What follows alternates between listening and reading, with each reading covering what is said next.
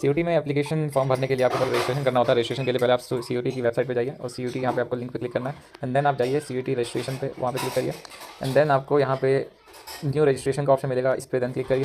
जब ये हो जाए तो आपको लास्ट में जाना है, यहाँ पे कुछ डिटेल्स दे रखी है, ठीक है। लास्ट में जाना है, आपको क्लिक करना है, क्लिक हियर टू प्रोसीड। ये आपको रजिस्ट्रेशन का प्रोसेस बताया जा रहा है। फिलहाल एप्लीकेशन आप फिल करते हो रजिस्ट्रेशन के बाद। यहाँ रजिस्ट्रेशन करते समय आपको नेम, आपकी basic details, date of birth, gender and आपका आगे क्या बोलते हैं पता वगैरह, प्रेजेंट एड्रेस वगैरह ये सब मांगेगा। मेल आईडी आपको सही डालनी है, सेम मेल कंफर्म करना है, मोबाइल नंबर है ना वो कंफर्म करना है। कॉन्टैक्ट नंबर अगर एलिनेट है तो डाल सकते हैं, वरना छोड़ सकते हैं इसको। फिर सेम एड्रेस है आपका, नॉर्मल एड्रेस जो पहले वाला, मतलब कि परमानेंट एड्रेस और जो कॉरेस्पॉन्डेंस एड्रेस है सेम है, तो आप यहाँ क्लिक कर सकते हैं, वरना डिफरेंट है तो वो भी डालिए आप। फिर उसके बाद आपको पासवर्ड चूज़ करना है, जो भी आपको कंफर्म करना है उसको। सिक्योरिटी क्वेश्चन में आपको कोई भी क्वेश्चन लेना है, इनकेस आपका पासवर्ड आप भूल जाए तो यही आपको क्वेश्चन पूछा जाएगा, ताकि पता चल जाए कि आपकी एक्चुअली कोई और एक्सेस नहीं करा। तो इसमें कोई सा भी आप अपना फेवरेट कलर वगैरह डाल सकते हैं, या कुछ और आपको सिक्योरिटी क्वेश्चन लेना है तो उसका यूज़ करके आप आराम से पासवर्ड के बाद सिक्योरिटी क्वेश्चन जो है यहाँ फिल कर सकते हैं। कैप्चा आपको डालना है एंड देन सबमिट करना है और आपका रजिस्ट्रेशन हो जाएगा। तो आप सबमिट करेंगे उसके बाद देन आपका ये पेज खुलेगा, जिसके अंदर कंफर्मेशन मांगेगा कि सारी चीज़ें सही हैं। तो आपको कुछ फिर टिक कर लेना है after checking all the details and then आपको नीचे आना है, आई एग्री पे करके सबमिट एंड सेंड ओटीपी पे क्लिक करना है। इससे आपके मोबाइल में एक ओटीपी आएगा, उसको आपको यहाँ पे डाल करके एंड देन उसके बाद आपका जो रजिस्ट्रेशन है वो कंप्लीट हो जाएगा।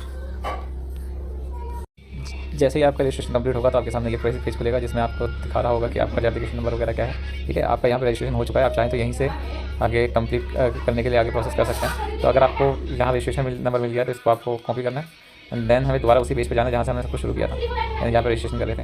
तो आप चाहे तो दोबारा सीयूटी के इसी रजिस्ट्रेशन वाले पेज पे जाइए। एक मिनट, हाँ इस पेज पे हम चले गए। यहाँ पे पहले हम न्यू रजिस्ट्रेशन किया था, क्योंकि अब हमारा रजिस्ट्रेशन हो चुका है तो हमें यहाँ पे दोबारा रजिस्ट्रेशन करने की जरूरत नहीं है। यहाँ पे ऑलरेडी रजिस्टर्ड कैंडिडेट लिखा है, वहाँ पे लॉगिन करना है, यहाँ क्लिक करेंगे एंड देन लॉगिन करने के लिए आपको एप्लीकेशन नंबर जो हमने अभी कॉपी किया, हालांकि एप्लीकेशन नंबर आपके मैसेज पे भी आएगा, वहाँ से भी देख सकते हैं। पासवर्ड जो भी आपने रखा था वही पासवर्ड आपको लेना है, जो भी आपका पासवर्ड हो। फिर उसके बाद आपको एक कैप्चा फिल करना है एंड देन लॉगिन करना है।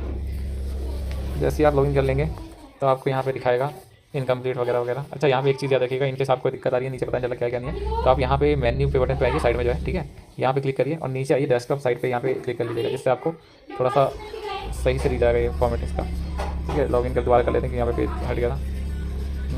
कैप्चा 608396। जब लॉगिन करेंगे हम तो यहाँ पे दिखा जाएगा कंप्लीट एप्लीकेशन फॉर्म। तो याद रखिए डेस्कटॉप साइट कर जब करेंगे तब ये सारी चीज़ें क्लियरली दिखेंगे आपको, ठीक है। अब आपको कंप्लीट एप्लीकेशन फॉर्म पे आपको जाना है, क्लिक करना है, तो यहाँ पे आपके फिर दोबारा बेसिक डिटेल्स वगैरह मांगना शुरू करेगा, जैसे पर्सनल डिटेल्स स्टार्ट में। तो यहाँ पे क्लिक करेंगे, रजिस्टर करेंगे पर्सनल डिटेल के लिए। तो यहाँ पे आपको पर्सनल डिटेल ऑलरेडी कुछ चीज़ें फिल होंगी, क्योंकि आपने रजिस्ट्रेशन करते समय फिल करा था। नेशनलिटी पूछ रहा है तो आपको पता ही इंडियन जो भी आपकी नेशनलिटी वो डालिए। स्टेट पूछ रहा है तो आपको हरियाणा या दिल्ली जहाँ से भी आप हैं, जहाँ पे आपका एड्रेस वगैरह कॉरेस्पॉन्डेंस एड्रेस वो रखना है। कैटेगरी में आप ओबीसी से बिलोंग करेंगे, ईडब्ल्यूएस यानी जो economic weaker section, SC ST general, तो आप जिस भी कैटेगरी से बिलोंग करते हैं वो कैटेगरी रखिए। लेकिन याद रखिएगा अगर आप जनरल के अलावा कोई और कैटेगरी चूज़ करते हैं तो आपके पास वो प्रूफ होना चाहिए, सर्टिफिकेट होना चाहिए ओबीसी वगैरह का। इसके अलावा श्रेणी कंफर्म करना है, कैटेगरी दोबारा आपको फिल करना होगा, ठीक है। इसके अलावा जो भी अगर ये इन सब में नो ही रखिएगा, पीडब्ल्यू कैंडिडेट वगैरह, diabetic no, place of residence urban rural, हम अगर अर्बन में रहें तो अर्बन लिखेंगे, जो भी आपकी फैमिली इनकम एनुअल इनकम है, ठीक है। और आपका माइनॉरिटी से बिलोंग करते हैं तो येस, नहीं तो नो, ठीक है। वर्ड ऑफ डिफरेंस आप कौन सी माइनॉरिटी में है तो फिर आएगा मुस्लिम वगैरह, ठीक है, या जो भी है ना, नहीं सॉरी दोनों में ही आएगा, ठीक है। तो येस किया यहाँ पे हमने, माइनॉरिटी में अगर बिलोंग करते तो हमने करा। डिफेंस वगैरह इन सब में नो ही करना है ऑप्शन आपको, क्योंकि आप कोई एक्स सर्विसमैन तो है नहीं। एनसीसी कोटा है तो येस करना, वरना नो ही रहने देना। यहाँ पे भी क्लेम ऑफ एनसीसी ये भी हम नो ही कर रहे हैं। उसके बाद क्लेम ऑफ स्पोर्ट कोटा, अगर स्पोर्ट्स कोटा अगर है आपका सर्टिफिकेट वगैरह स्पोर्ट्स की, अगर आपने प्ले कर रखा है तो डाल सकते, यस करना, वरना नहीं। याद रखिएगा कुछ भी चीज़ आप फिल करते हैं और किसी चीज़ का फायदा उठाना चाहते हैं तो उसके बाद आपके पास प्रॉपर सर्टिफिकेट होना चाहिए। ये सारी डिटेल आप फिल करेंगे ना, उसके बाद आपको कैप्चा फिल करना होगा। कैप्चा जब फिल करेंगे सेव एंड नेक्स्ट, सेव करना ना भूलें कभी भी, यस सबमिट एंड देन आप नेक्स्ट पेज पे पहुंच जाएंगे। इस नेक्स्ट पेज के अंदर में आपको देखना होगा आप कौन सा आईडी प्रूफ का यूज़ करना चाहते हैं इस फॉर्म को भरने के लिए। तो आप अगर डिजी लॉकर चाहते हैं, डिजी लॉकर से भी आपको लिंक कर सकते हैं इसको। नहीं यहाँ पे फिलहाल में आधार कार्ड ऑप्शन आ गया है, ठीक है, तो आप आधार कार्ड पर क्लिक कर सकते हैं, या पैन कार्ड जो भी आपके अवेलेबल है वो चीज़ करें। एप्लीकेशन नंबर है, आप यहाँ पे क्लिक करिए, ठीक है। आप शेयर कर रहे हैं आधार कार्ड अपने, तो आपको आधार कार्ड के डिटेल्स देना होगा।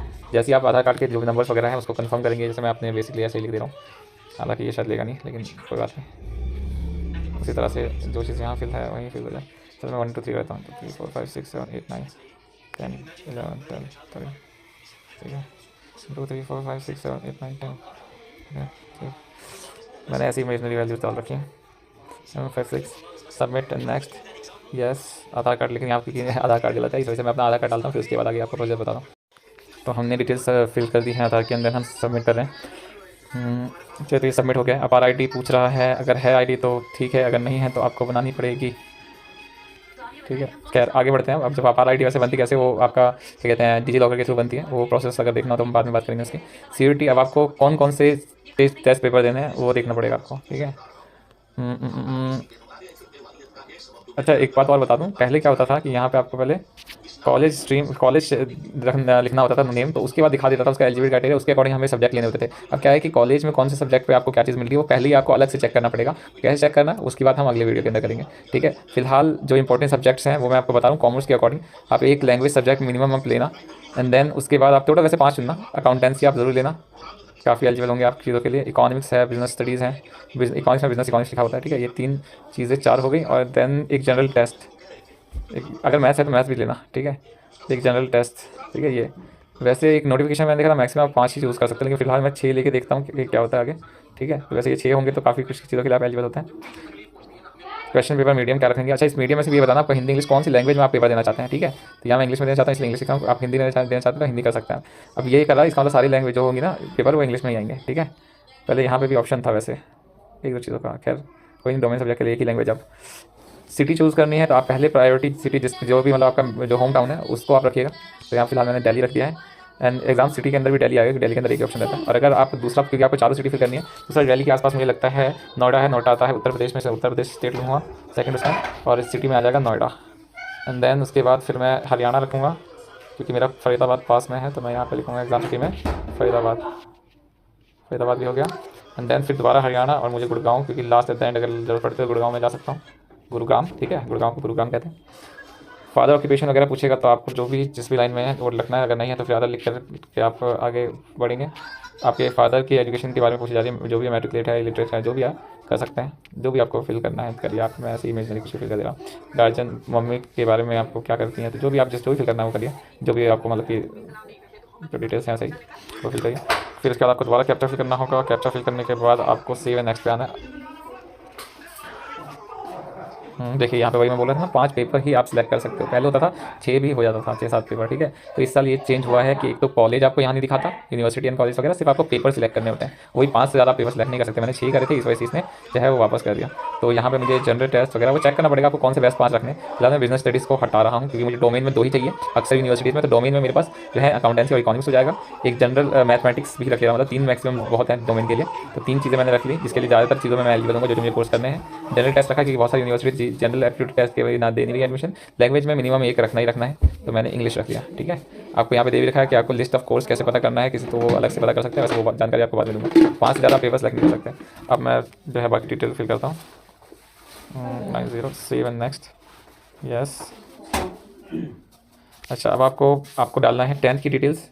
10th अगर पास हैं तो पास लिखेंगे, अपेयरिंग है कौन सी ईयर में पास हुए थे वो आपको लिख देना है, ठीक है। सॉरी ये 10th पासिंग ईयर, पास क्वालिफाइंग एग्जाम 10th इन इक्विवेलेंट।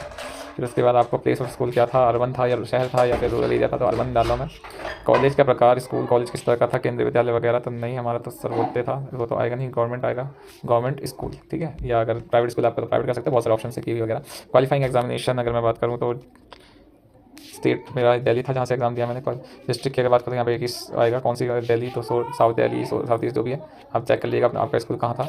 बोर्ड की अगर बात करें यहाँ CBSE ऑप्शन है ना, CBSE इंटरनेशनल लिखा रहा है, तो आप central board of secondary education पूरा ही लिखिएगा यहाँ पे, central board of secondary education, ठीक है। अगर आपने CBSE से दिया तो बाकी कोई और अदर बोर्ड है तो वो रखिएगा। परसेंटेज में मार्क्स थे, CGPA थे क्या थे, तो मेरा क्योंकि उस समय CGPA था तो मैं CGPA था, आपका परसेंटेज में था तो परसेंट में रखिएगा। आपका जो भी रोल नंबर है वो आप रखिए। फिर आपको स्कूल का नाम जो भी है, जो भी आपका स्कूल का नाम है वो आपको लिखना होगा, ठीक है। और देन उसके बाद ग्रेड पॉइंट क्या था, तो मेरा 7 ग्रेड पॉइंट, जो भी 10 ग्रेड पॉइंट था जिसमें से मैंने 6.6 अचीव किया था, ये अपने हिसाब से लिख लिया मैंने। रोल नंबर जो भी आपका हो वो लिखिए, नेम स्कूल का जो भी हो वो लिखिए। कॉलेज का जो पिन कोड है, कॉलेज का स्कूल का जो पिन कोड होगा ना स्कूल का, वो आपको देख लेना है स्कूल की उस पर जाकर के देख सकते हैं आप, ठीक है, वो डालिए आप। एंड 12th आपने कर रहे हैं यहाँ पे, अगर आप अभी कर ही रहे हैं तो अपेयरिंग डालिएगा यहाँ पे। 2000 कौन सा ईयर चल रहा है आपका, 2025, ठीक है। अपेयरिंग क्वालिफाइंग क्या है, 12th तक डाला आपने। प्लेस ऑफ स्कूल सेम वही डिटेल जो आपने 10th के लिए फिल की थी ना, वही आपको फिल करनी होगी यहाँ पे। सेंट्रल बोर्ड, अच्छा एग्जामिनेशन स्टेट पूछ रहा है दिल्ली, एग्जामिनेशन स्टेट,